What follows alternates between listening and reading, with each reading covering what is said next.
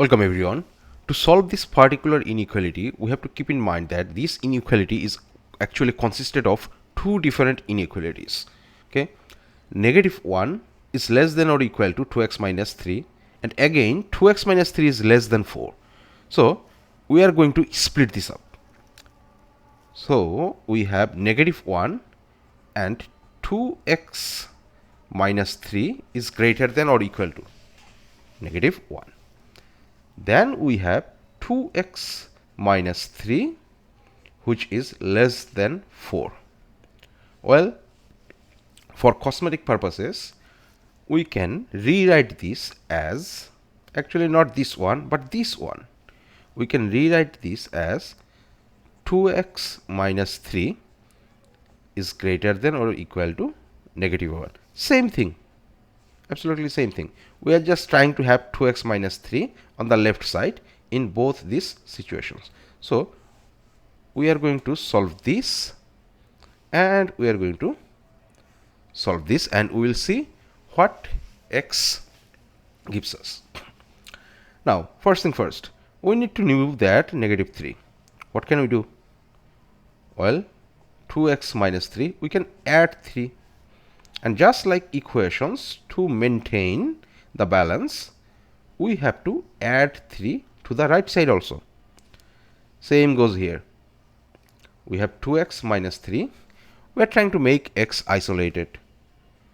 So we are adding 3 and we are also adding 3 to the right side. Well, what happens now? 3 out. So we have 2x is greater than or equal to minus 1 plus 3 is just 2. What happens here? 3 out. Now we have 2x is less than 7. What can we do now to make x isolated alone? Well, we can divide both sides by 2. So 2x divided by 2 is greater than or equal to 2 divided by 2. Same goes here. 2x divided by 2 is less than 7 divided by 2. Now keep in mind, when we have inequalities, if we divide or multiply both sides by any positive number, okay, any positive number, nothing happens to the inequality sign. Okay, so the rule, simply speaking, we may have anything, let's say, that is greater than any other thing.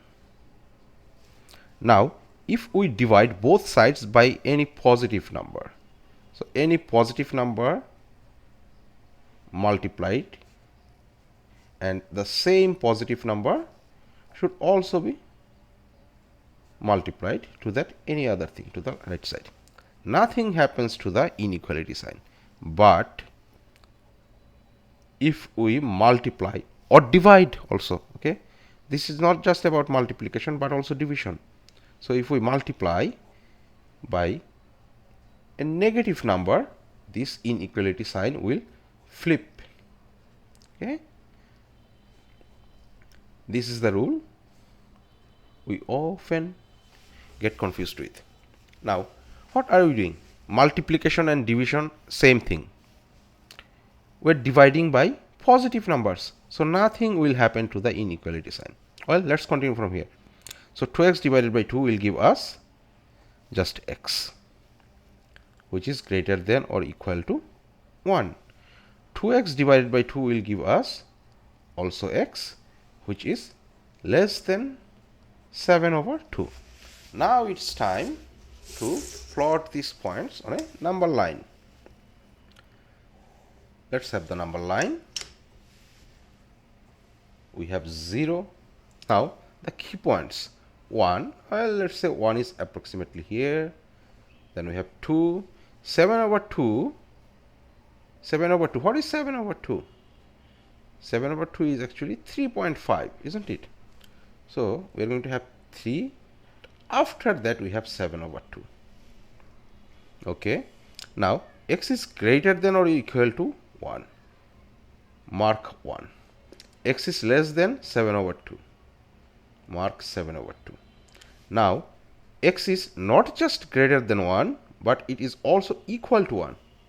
So we have to fill up this circle. And here x is just less than 7/2, but it is not equal to 7/2. So this circle will remain empty.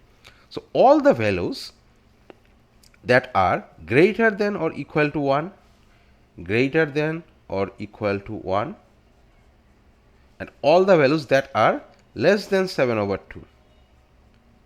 So it looks like that these numbers between 1 and 7/2, these numbers satisfy both these conditions.